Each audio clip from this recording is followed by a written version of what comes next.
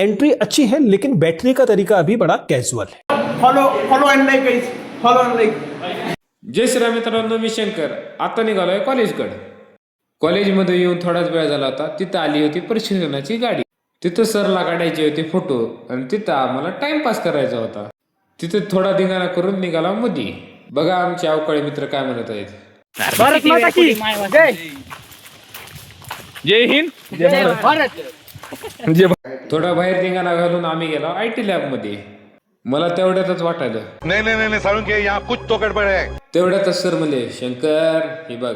मग मी पण थांबतो काय, लगेच बसलो साऊंड सिस्टीम पाशी. तिथं बसून थोडं वाटलं आपण लावा थोडे डीजेचे गाणे. पण असं वाटलं पुन्हा त्याला की कार्यक्रम एक आणि काम करायला आपण एक.